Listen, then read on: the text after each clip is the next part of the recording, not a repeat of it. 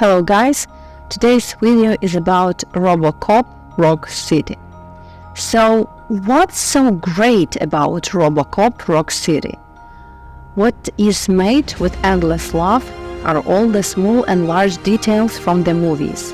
The well-known characters look and behave exactly like they do in the movies.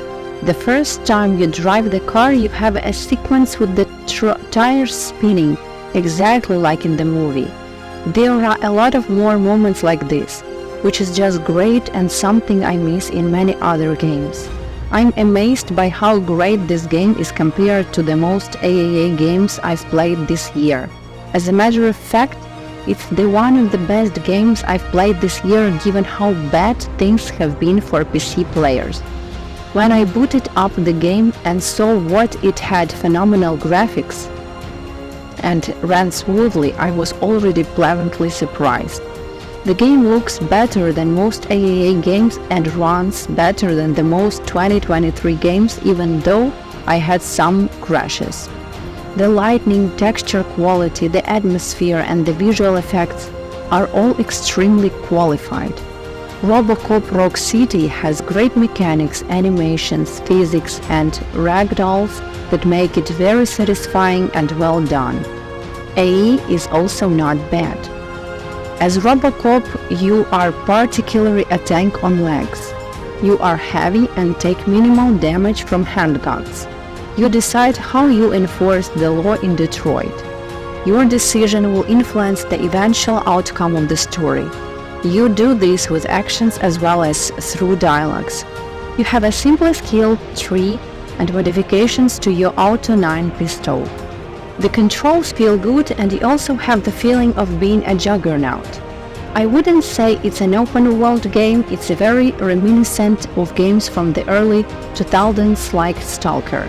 On the maps themselves, you can sometimes interact with objects and use the environment to eliminate enemies. They are not structured as a tube level. There are the usual collectible things. The weapons have good sounds.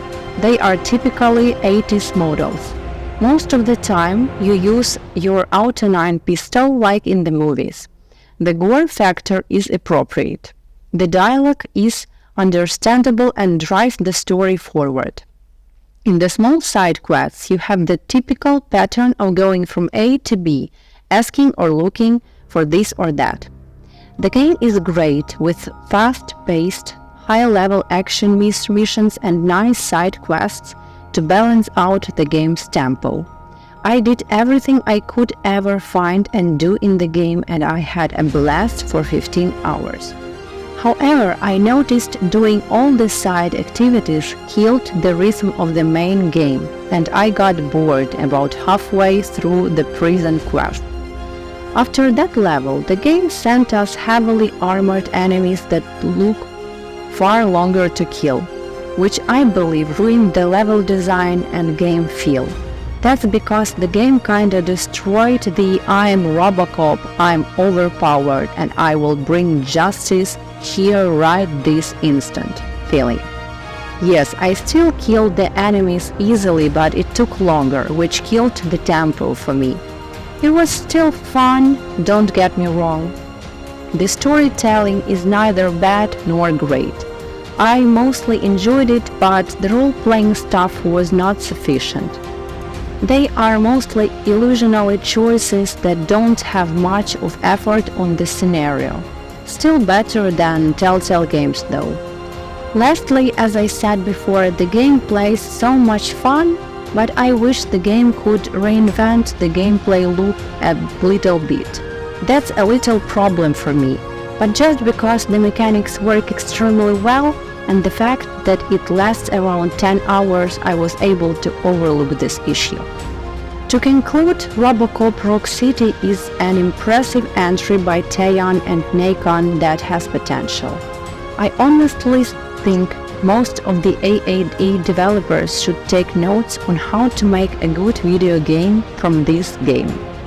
The effort this small studio put into this is impressive. I will look forward to their next game. I am glad I gave this one a chance and I hope RoboCop 2 happens one day. So this is it. It's the end of our small review. Thank you for watching. Please subscribe, put a thumbs up, leave your comments. What do you think about RoboCop?